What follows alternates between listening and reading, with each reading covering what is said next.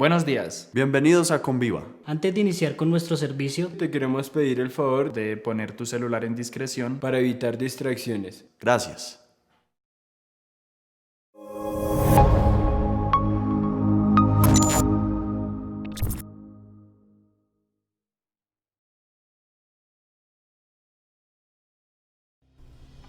La Biblia dice que mi rey es el rey de los judíos.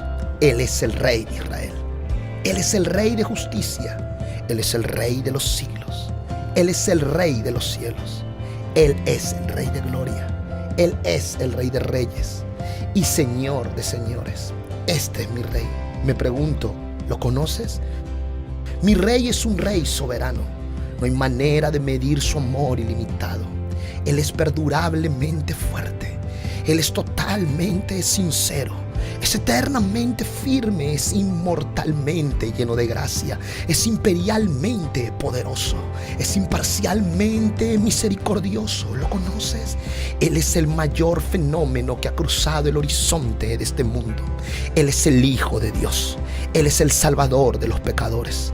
Es la pieza central de la civilización. Él es incomparable. Él no tiene precedente. Es la idea más elevada de la literatura. Es la más alta personalidad en la filosofía. Él es la doctrina fundamental de la verdadera teología. Él es el único calificado para ser el Salvador todo suficiente. Me pregunto, ¿lo conoces? Él suple de fortaleza a los débiles. Está disponible para los tentados y los afligidos. Él se compadece y salva. Él fortalece y sostiene. Él guarda y guía. Él sana a los enfermos. Él limpia a los leprosos. Él perdona a los pecadores. Él absuelve a los deudores. Él liberta a los cautivos. Él defiende a los débiles. Él bendice a los jóvenes. Él sirve a los desafortunados. Él guarda a los ancianos. Él recompensa a los diligentes. Él embellece a los humildes. ¿Lo conoces? Él es la clave del conocimiento. Él es la fuente a la sabiduría. Él es la entrada a la libertad. Él es el sendero hacia la paz. Él es el camino de justicia. Él es la autopista hacia la santidad. Él es la puerta de la gloria. ¿Lo conoces? Su vida es incomparable. Su bondad es ilimitada. Su misericordia es eterna. Su amor nunca cambia. Sus palabras nos bastan. Su gracia es suficiente. Su reino es justo. Su yugo es fácil y ligera su carga. Me gustaría describírtelo, pero Él es indescriptible, es incomprensible, es invencible, es irresistible. No puedes sacarlo de tu mente, no te lo puedes quitar de las manos. No puedes sobrevivir sin Él y no puedes vivir sin Él. Los fariseos no podían soportarlo, pero se dieron cuenta que no podían detenerlo. Pilato no pudo encontrar ninguna falta en Él. Herodes no pudo matarlo. La muerte no pudo con Él y la tumba no lo pudo retener. Este es mi rey. Este es mi rey.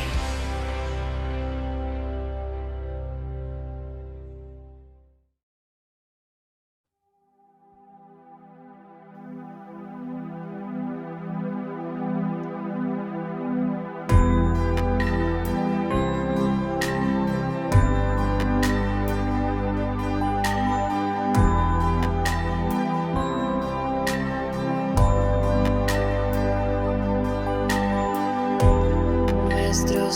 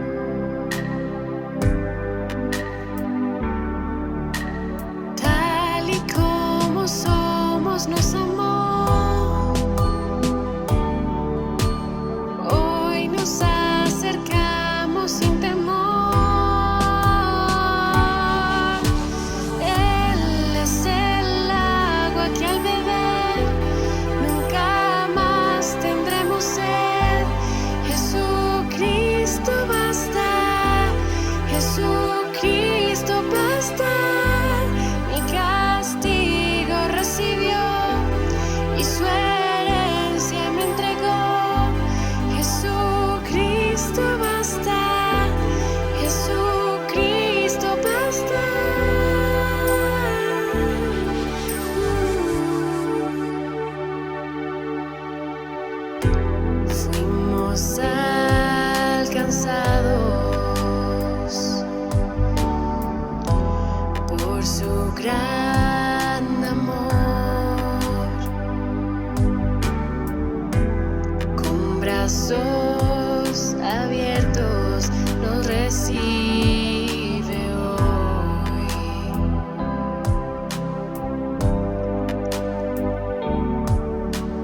Tal y como somos nos amó. Hoy nos acercamos sin temor. Él es el agua que al beber nunca más tendremos sed. Jesucristo basta, Jesucristo basta. Mi castigo recibió y su herencia me entregó. Jesucristo basta, Jesucristo basta.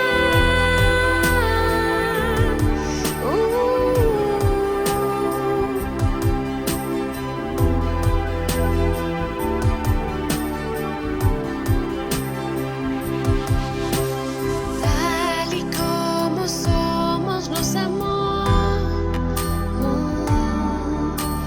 Hoy nos acercamos sin temor, sin temor. Tal y como somos nos amó. Hoy nos acercamos sin temor. Él es el agua que al beber nunca más tendremos sed. Jesucristo basta, Jesucristo basta. Mi castigo recibió y su herencia me entregó. Jesucristo basta, Jesucristo basta.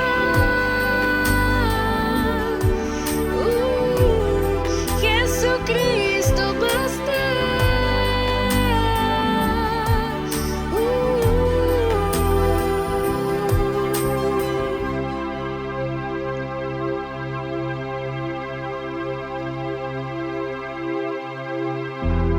Ahora hay un futuro y esperanza fiel. En su amor confiamos, hay descanso en él.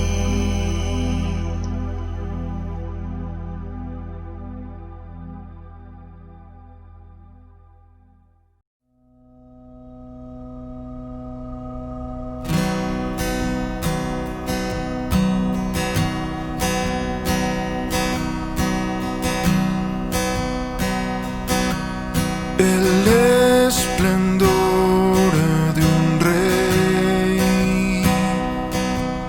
vestido en majestad. La tierra alegre está, la tierra alegre está. Cubierto está de luz,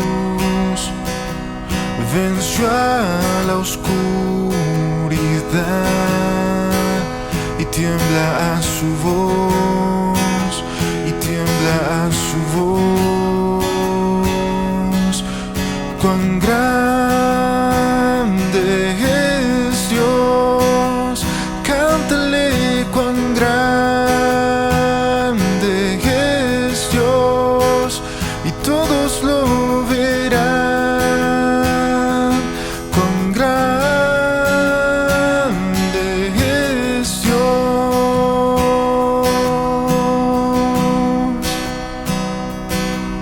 El esplendor de un rey vestido en majestad. La tierra alegre está, la tierra alegre está. cubierto está de luz, venció a la oscuridad y tiembla a su voz, y tiembla a su voz. Cuán grande es Dios, cántale cuán grande es Dios, y todos lo verán. Cuán grande es Dios,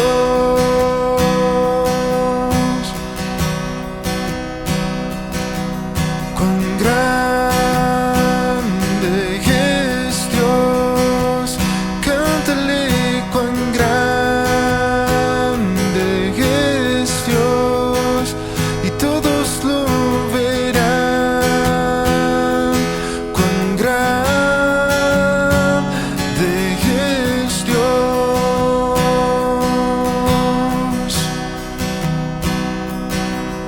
Día a día Él está, y el tiempo está en Él, principio y el fin, principio y el fin. La Trinidad en Dios, el Padre, Hijo, Espíritu, Cordero y el León, Cordero y el León. Cuán grande es Dios, cántale cuán grande es Dios, y todos lo verán. Cuán grande es Dios,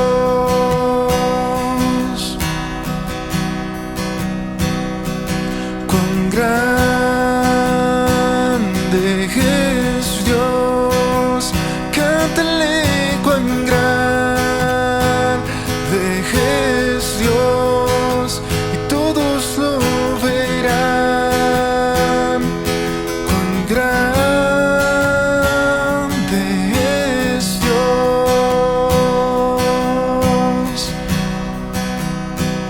Tu nombre sobre todo es, eres digno de alabar, y mi ser dirá cuán grande es Dios.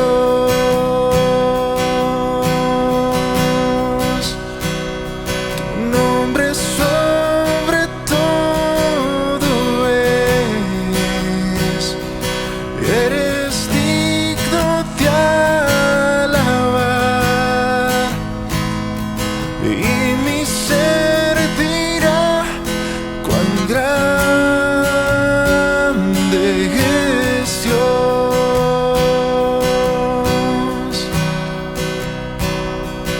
Cuán grande es Dios, cántale cuán grande es Dios, y todos lo verán.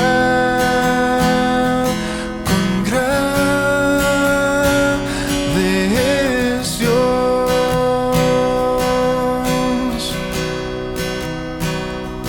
cuán grande es Dios, cántale cuán grande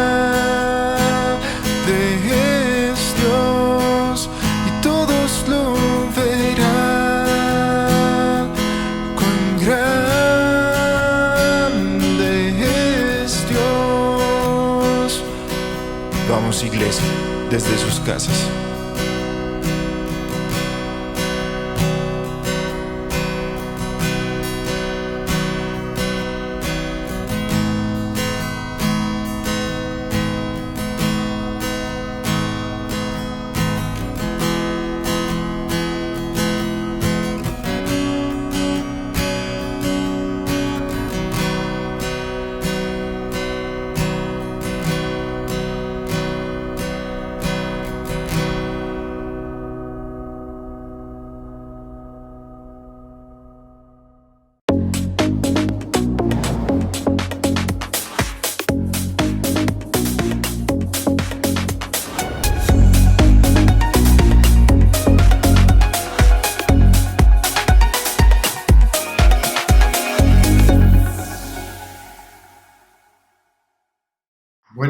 días, ¿cómo están ustedes?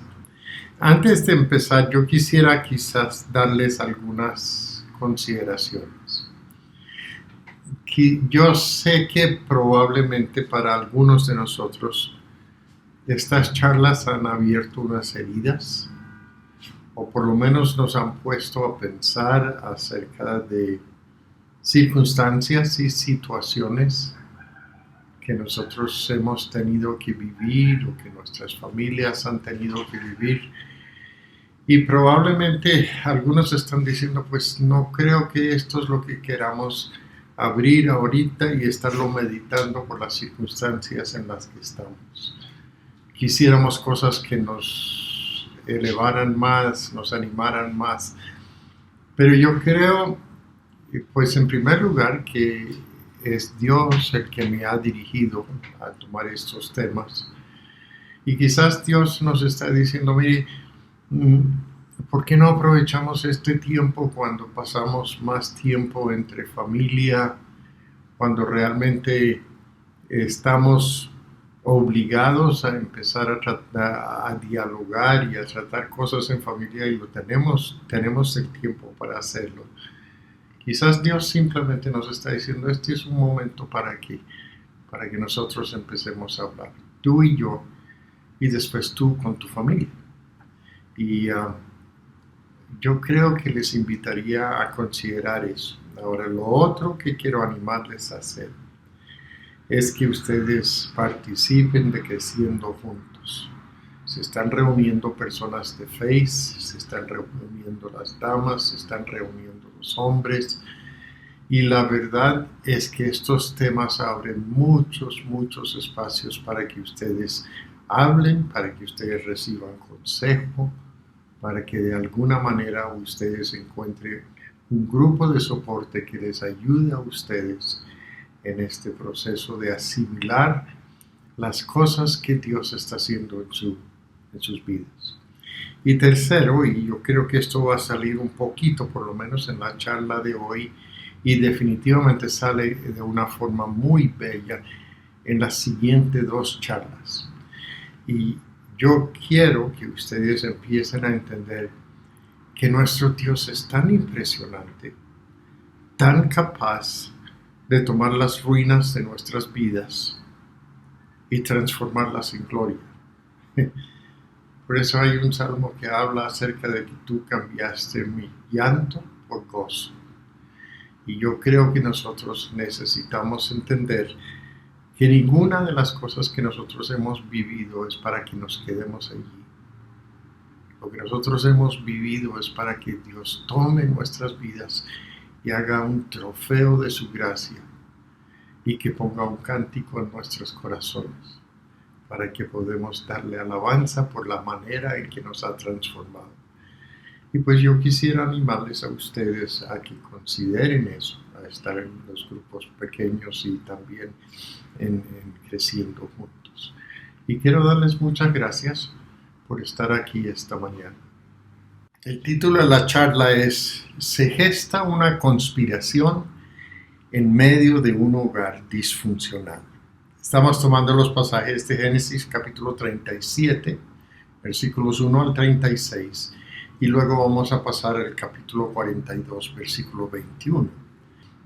En la charla pasada, nosotros estuvimos estudiando acerca de Rubén, el hijo mayor de Jacob.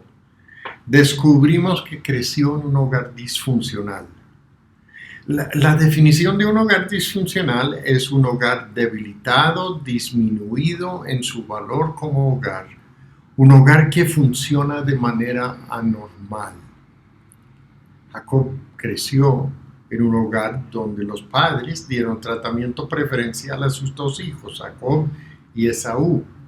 Pues Esaú era preferido por Isaac porque sacaba gran satisfacción de su vida de cazador aventurero. En cambio, Rebeca, la mamá, prefería a Jacob, porque Jacob era un hombre más delicado, era un hombre de casa, y así le servía de compañía a ella. Ahora, miren, la verdad es que eso funcionó porque ambos de los chicos tuvieron atención y tuvieron cuidado y tuvieron algo que los amara, pero era disfuncional, no funcionaba de la mejor manera, porque tanto mamá como papá estaban mostrando preferencias e indicando por medio de eso que había un amor más intenso por uno que por el otro. Esas cosas siempre van a generar problemas. Entonces, pues cuando Jacob se casa con Lea y al poco rato se casa con Raquel, se armó un conflicto que se manifestó con envidia. ¿Se acuerdan? La Biblia dice que las dos hermanas se pusieron a competir por quién le podía dar más hijos. Involucraron inclusive a sus dos esclavas, Bilha y Zilpa, que por insistencia de las esposas de Jacob llegaron a ser las concubinas de Jacob. Fue tal el conflicto, la Biblia dice, que vio Jehová que Lea era menospreciada o subvalorada. Eso es lo que literalmente significa menospreciar. Es darle un precio menor a una persona que a la otra. Y eso es lo que dice que Dios vio. Entonces Dios le dio hijos. Así equilibró la cosa un poquito. Porque Raquel era estéril. Y viendo Raquel que no le daba hijos a Jacob, dice la Biblia, tuvo envidia de su hermana. ¿Sí notan? Envidia. Esa palabra envidia va a aparecer varias veces en esta historia. Y decía a Jacob, dame hijos o si no me muero. Vaya qué exigencia. A propósito, Jacob se molestó con ella. Le dijo, ¿y quién soy yo? ¿Dios? Yo no soy el que te cerró el vientre, le dijo. Entonces dijo, yo no puedo cambiar estas cosas. Años más tarde, cuando Jacob volvió a encontrarse con Esaú, va a haber otra manifestación de preferencia que realmente fue muy feo lo que hizo Jacob. Yo quiero que ustedes lo consideren. Llega el momento cuando se va a encontrar con Esaú. Venía aterrado porque le habían notificado que Esaú venía con 400 hombres. Y la verdad es que lo último que recordaba Jacob era que su hermano había jurado matarlo por el engaño que Jacob le había hecho. Y salió corriendo por esa razón. Entonces, ¿qué va a pensar cuando levanta la vista, como dicen las Escrituras, y ve allá que viene Esaú? Probablemente vio una polvareda, una nube de polvo, y se veían las siluetas de los hombres que venían cabalgando a caballo, venían buscando a Jacob. ¿Qué iba a pensar? Que esta era una visita familiar de esas, que pues para hacer visita nomás, o que era algo peor. Pues obviamente iba a pensar que era algo peor. Y yo quiero que ustedes vean lo que él hizo. Cuando vio que venía Esaú con estos 400 hombres, entonces repartió los niños entre Lea y Raquel y las dos siervas. O sea, tenía 11 hijos en este momento. Le iban a hacer uno más, Benjamín. Tenía 11 hijos. 6 eran de Lea, 2 eran de Zilpa, 2 de Bilha y una de Raquel.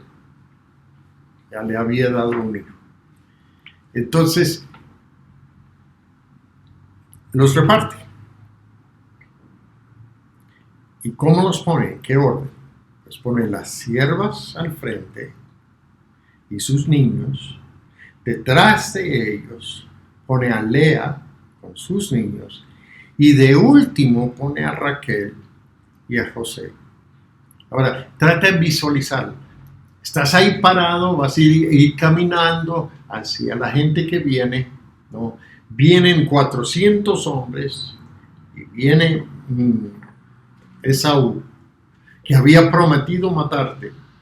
Listo, tú te pones al frente del grupo y detrás tuyo están los hijos, las siervas y los hijos, luego Lea y los hijos y finalmente Raquel con José. ¿Por qué lo hizo? Pues los puso de carne de cañón. Él presumía que si venía una matanza, que los primeros en morir serían él y las siervas y sus hijos. Ahora, ¿tú has considerado cómo deberían haber reaccionado esos chicos? El terror que deberían haber sentido, la manera en que su papá los estaba poniendo de carne de cañón. Es muy aparente que Jacob no percibía la imparcialidad como un valor importante dentro del seno de su hogar. Para él no era ningún complique manifestarlo abiertamente. No, este es el que quiero preservar. Ustedes váyanse al frente y miremos a ver qué pasa.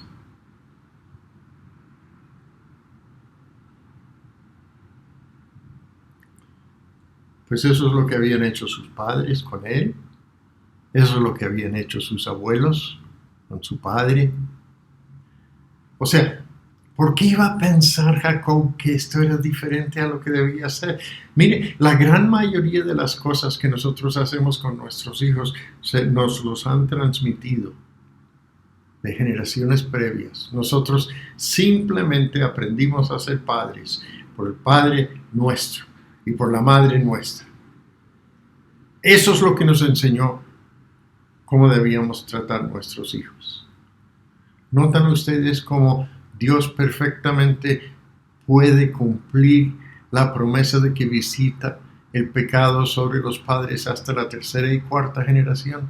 No es que Él a propósito llegue y de una manera proactiva le dice, listo, esto es lo que le voy a dar. No, es simplemente que pues uno planta una semilla y la mata crece.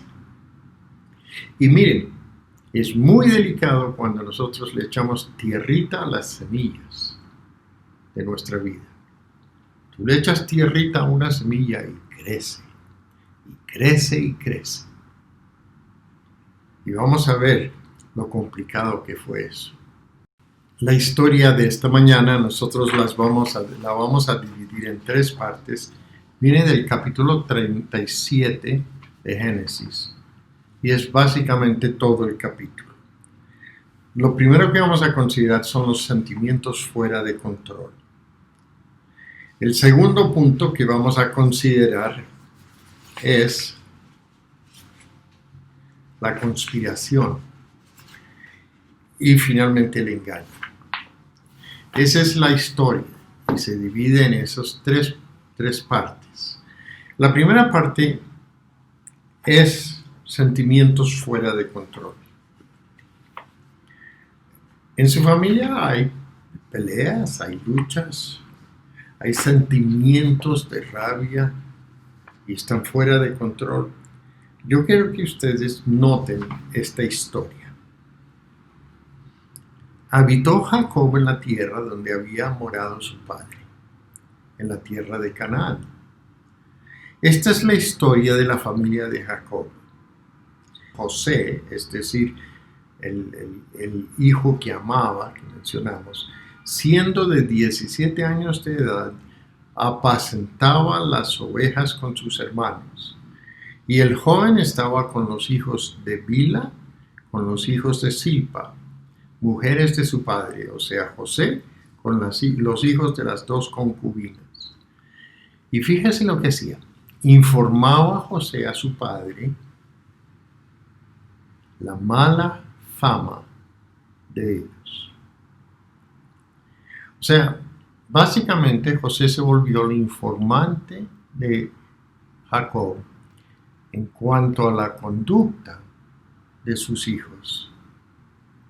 Los hermanos a quienes estaba dando el reporte eran los hijos de Bila y de Silpa. ¿Se acuerdan quiénes estaban al frente en esa fila? Pues eran Dan, Neftalí, Gad y Aser. Esos 4 muchachos, que eran hijos de las concubinas, eran las que estaban al frente como carne de cañón. Y el que estaba detrás, a quien Jacob amaba, pues se volvió informante de ellos, o en contra de ellos. José, que había sido puesto en la última fila, empezó a dar información. Ahora, ¿qué significa la palabra informaba? Pues significa dar un informe malo, injuriar, difamar, susurrar. O sea, no era, papá, venga, estos chinos se están portando mal y yo quiero que ellos estén aquí para que usted les diga. Y ellos escuchen lo que le voy a decir. No era así. José llegaba a la casa, buscaba a su papi y le decía, papi, fíjate qué. Y empezaba a contar las cosas que estos muchachos hacían. A ver, ¿cuántos hermanos tuviste tú? ¿Alguno de ustedes era el informante de la casa? ¿Andaba contando a mamá y papá todo lo que pasaba? ¿Alguna vez le cogiste rabia a uno de tus hermanos? Yo me acuerdo que yo le cogí mucha rabia a mi hermana. Ella, por ser niña, recibía un tratamiento preferencial. Y también tenía el oído de mi papá. Y ella iba con frecuencia a contarle a papá. Y especialmente cuando llegó la otra niña, mi hermanita menor, y ya empezó a ser un poquito desbancada, entonces pues su arma preferida para ganar la atención de mi papá era ir y contarle cosas. Se ganó la fama de ser Miss I'm Gonna Tell on You.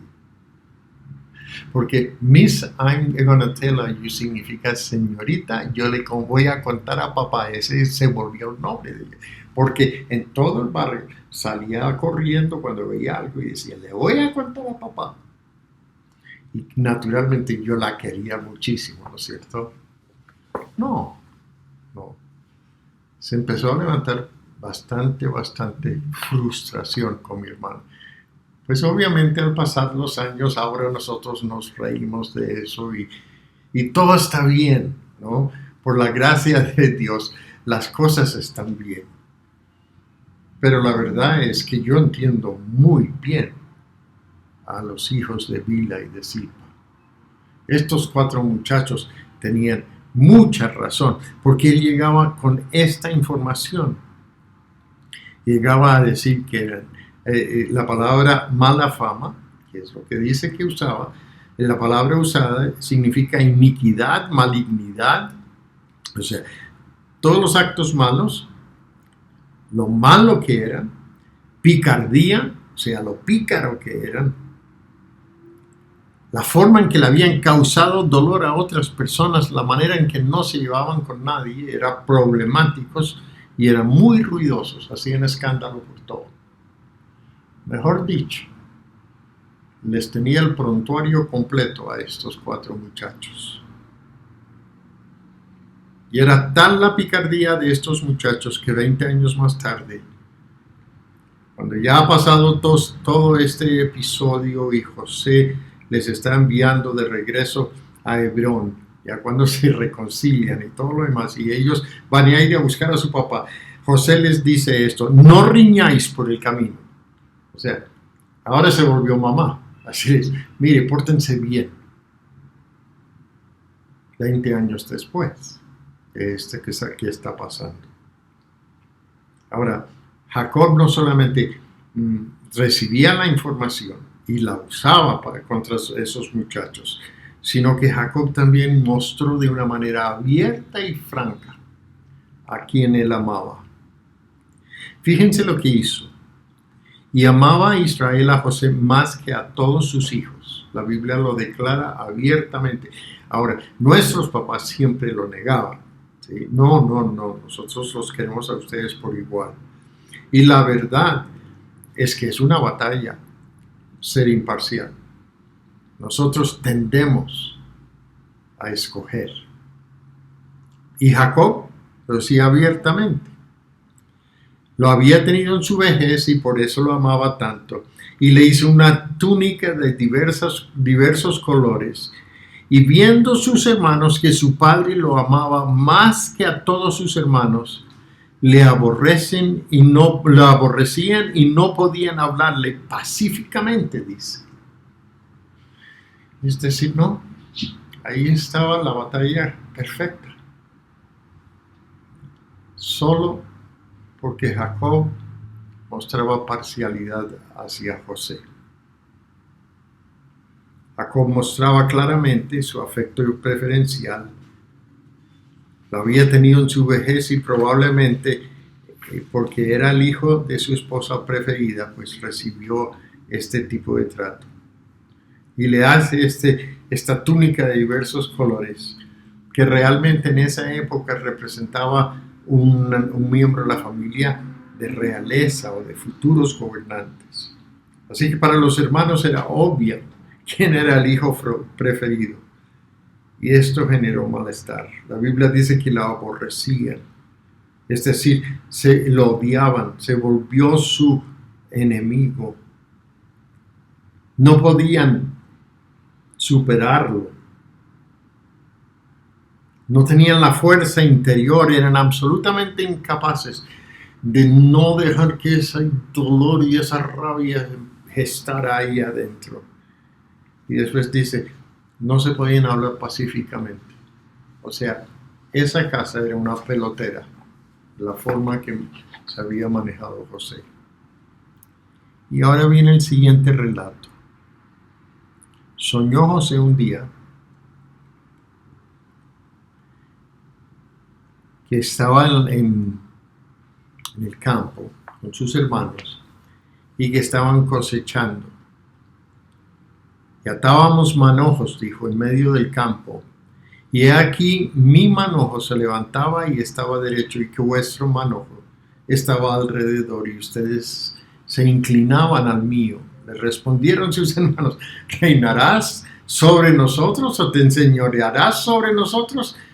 Y ahora viene otra vez, listo, entonces te vamos a aborrecer más, porque tú estás soñando cosas que son absolutamente ridículas. Y pues él, ignorando la reacción de sus hermanos, José tiene mucha de responsabilidad en esto. Y ignorando la reacción de sus hermanos, José soñó otra vez. Y esta vez era acerca del sol y la luna y 11 estrellas. Y el sol y la luna se inclinaban a la estrella de él y los hermanos también. O sea, él iba a gobernar sobre todos. Ahora mire, este era un mensaje que Dios le estaba dando. Pero no le dijo que se lo dijera a sus hermanos. Eso fue la forma en que José hacía que la pelea fuera más complicada. Vamos a considerar lo que ocurre por eso. La verdad es que es una situación muy triste lo que hicieron. Pasaron los días, crecía el disgusto, la envidia, la rabia de estos muchachos hacia José. El conflicto se agudecía. Y un día Jacob llama a José y le dice, mira, te tengo un trabajo. Necesito que vayas a ver cómo están tus hermanos. O sea, vaya y mire y me cuenta. Es básicamente lo que está diciendo. José dice, listo. Y sale en busca de sus hermanos. No fue fácil encontrarlos porque se habían ido a otra zona con las ovejas. Y de repente, pues, él caminando por el campo, buscándolos, terminó, ellos lo divisaron de lejos y lo reconocieron por el abrigo, el saco que el papá le había hecho. Y miraron y dijeron, ve, ahí viene el rey. Y eso es lo que dijeron. Cuando lo vieron, que llegaba cerca, conspiraron. ¿Se acuerdan? La segunda parte es la conspiración contra él para matarle. Y dijeron el uno al otro, he aquí viene el soñador.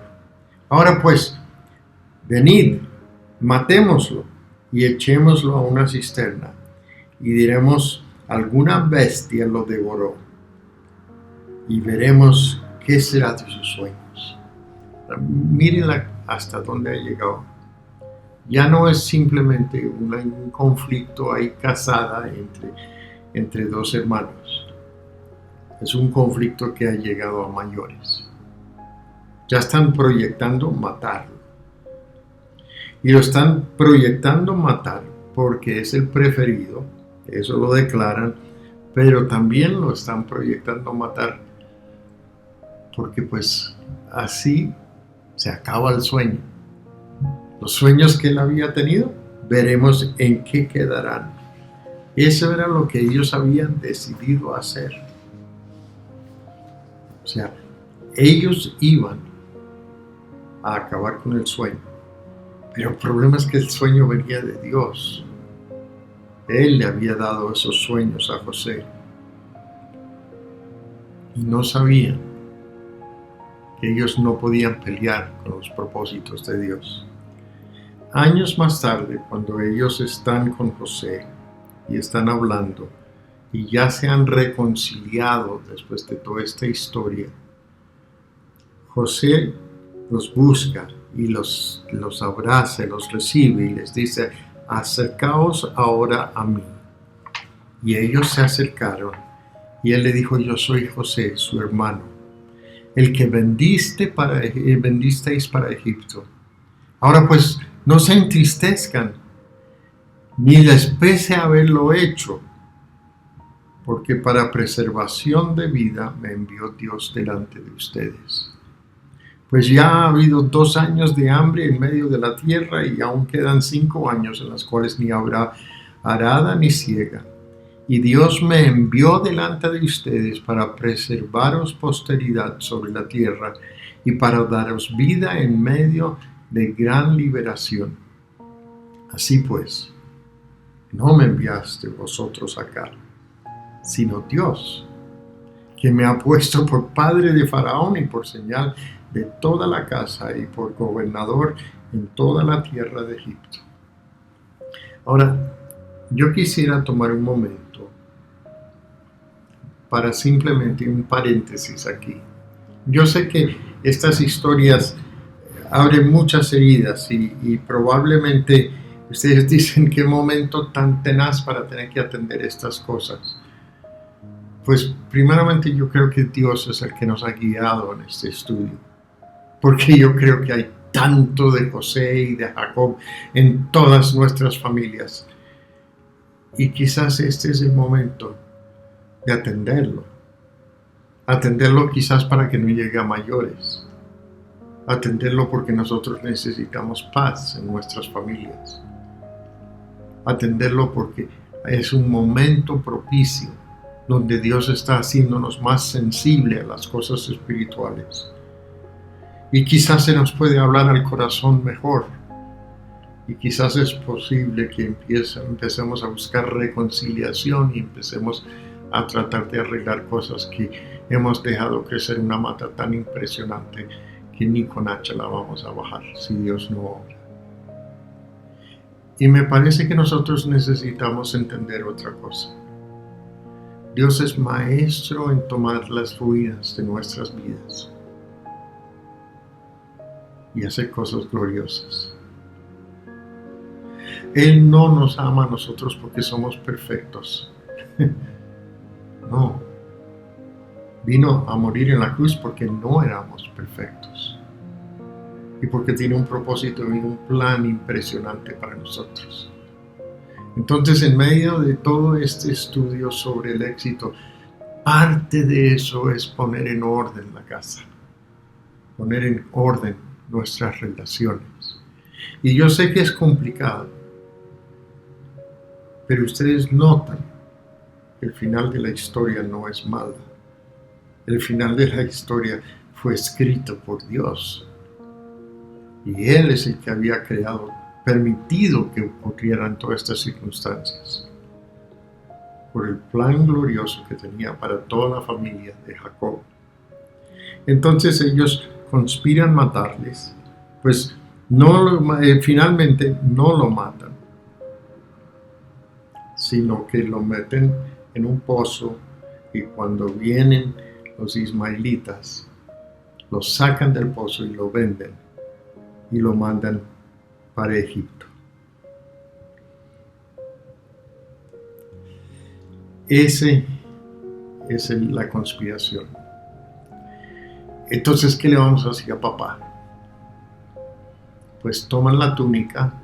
Las escrituras dicen que degollaron un cabrito de las cabras, tiñeron la túnica con sangre y enviaron la túnica de colores y lo trajeron a su padre y dijeron: esto hemos hallado, reconoce ahora si es la túnica de tu hijo o no. Y él lo reconoció y dijo: la túnica de mi hijo es. Alguna mala bestia lo devoró. José ha sido despedazado. Y Jacob se rasca los vestidos. Se puso cilicio sobre sus lomos y guardó luto por su hijo muchos días. Y se levantaron todos sus hijos y todas sus hijas para consolarlo. Mas él no quiso recibir consuelo. Y dijo: descenderé enlutado a mi hijo hasta el Seol. Y lo llamó, lo lloró su padre. Y los madianitas le vendieron en Egipto a José, a Potifar, oficial de Faraón, capitán de la guardia. Ahora, en un pasaje más adelante, Rubén, de quien hablamos el domingo pasado, describe el dolor de José, cómo clamaba para que no le hicieran esto y cómo lloraba y ellos no le escucharon. Tan profunda era su rabia y había llegado a tal lugar que estaban dispuestos a llevarlo hasta las últimas instancias. En este caso era acabar con la vida de su hermano. Tenaz, ¿no es cierto? Como bien trágico que el odio, que la rabia, que la envidia se albergue tanto en nuestro corazón que puede llevarnos a un punto de hacerle algo así a uno de nuestros hijos, a nuestros hermanos, a la gente más cercana a la que nosotros deberíamos amar. Y esto es lo que ocurrió. Pero vamos a ver la conclusión. La envidia. La envidia siempre tiene raíces. La envidia no es porque todo ha sido bueno o ha sido justo. La envidia es porque alguien siente que no ha recibido lo que merece a expensas de otra persona. Pero la envidia puede llevarnos a nosotros al extremo. Si tú le echas tierrita a esa mata, va a crecer. Y va a seguir creciendo, creciendo y creciendo. Y entonces no le echemos tierrita a las cosas. Pero yo creo que hay otro aspecto que nosotros necesitamos entender. Y este es donde viene toda nuestra esperanza. Esta no es la única vez en las Escrituras que la envidia hizo que se hicieran unas cosas muy trágicas. El mundo, con mucha frecuencia, se esfuerza por abortar los propósitos de Dios. Pero el Todopoderoso toma todas esas artimañas y esos planes y los transforma para que en efecto cumplan el propósito de Dios. ¿Se acuerdan ustedes del pasaje en Mateo 27? Jesús está ante Pilato. Y el Sanedrín y una multitud de gente estaban exigiendo la muerte de Jesús. Y Pilato era sagaz, era político, sabía cómo se movía la política.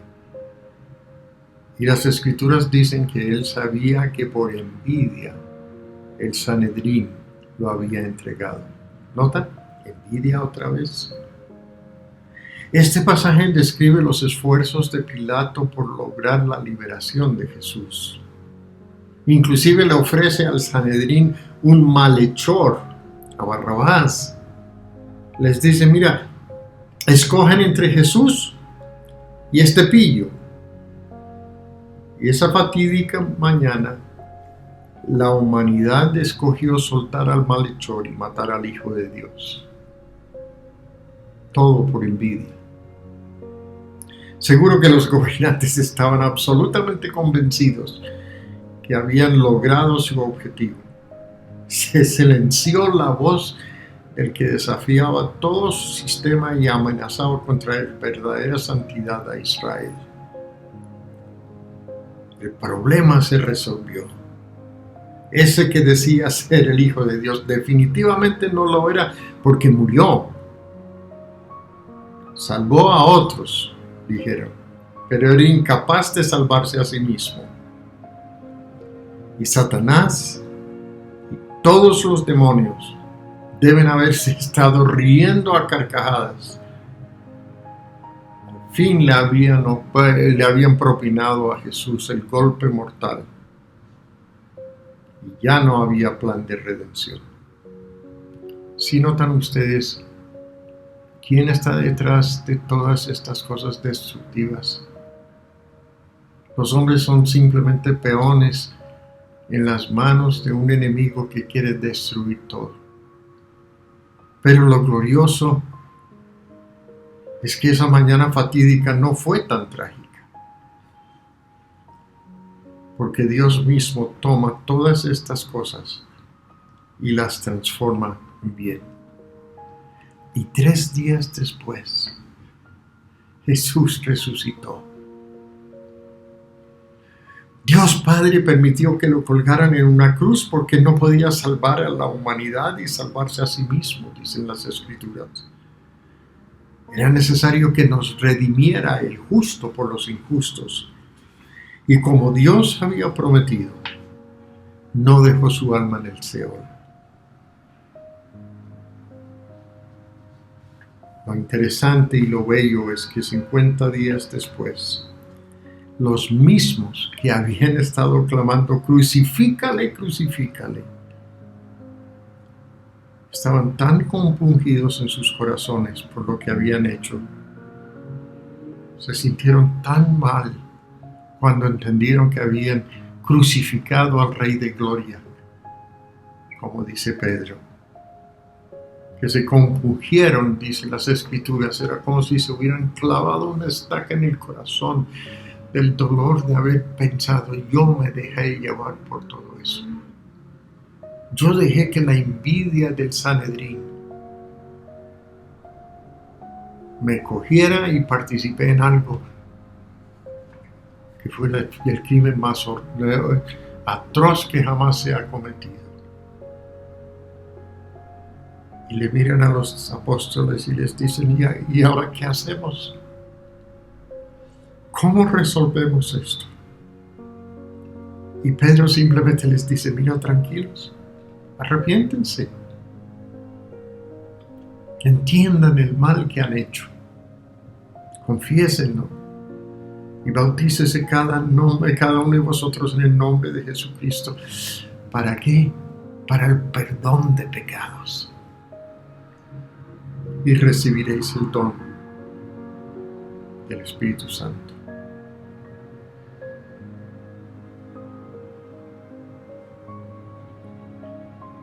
Yo creo que Jesús desde el cielo, cuando predicó Pedro ese día, en el día de Pentecostés, y Jesús ya en el cielo intercediendo por nosotros, debe haber mirado allá y haber pensado dentro de sí. Ustedes lo pensaron para mal, en contra de mí. Pero Dios lo encaminó a bien para hacer lo que nosotros vemos hoy: una cruz, una tumba, Cristo resucitado y perdón de nuestros pecados, aún las que cometemos por envidia, que nos llevan a hacer unas cosas atroces. ¿Es posible que tú has vivido en un hogar disfuncional? No, no es posible. Es una realidad, porque todos lo hemos hecho. Todos hemos vivido en un hogar disfuncional. Es posible que hasta el día de hoy tú no has podido superar algunos de los traumas que esto te causó. Lo que yo quiero decirte esta mañana es que todo eso que sufriste, Dios lo puede encaminar a bien.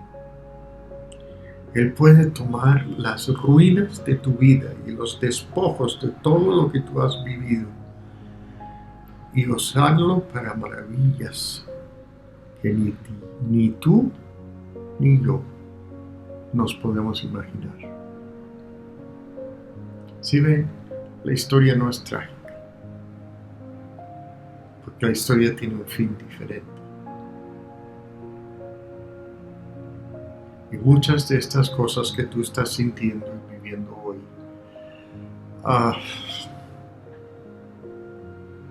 quizás son los que te van a empujar a buscar de Dios. Y si tú no conoces a Cristo como Salvador personal, nuestro llamado constante para ti y nuestro clamor para ti es: deja que Él tome las ruinas de tu vida y que Él te dé vida eterna. Es posible que tú necesites a alguien que te ayude a entender esto y que te oriente para saber cómo puedes aceptar a Cristo como Salvador personal. Por favor, contáctanos. No esperes. Esto es el momento propicio para hacerlo. Y todos nosotros que tenemos vidas que están en ruinas y hogares que están en ruinas en una medida u otra,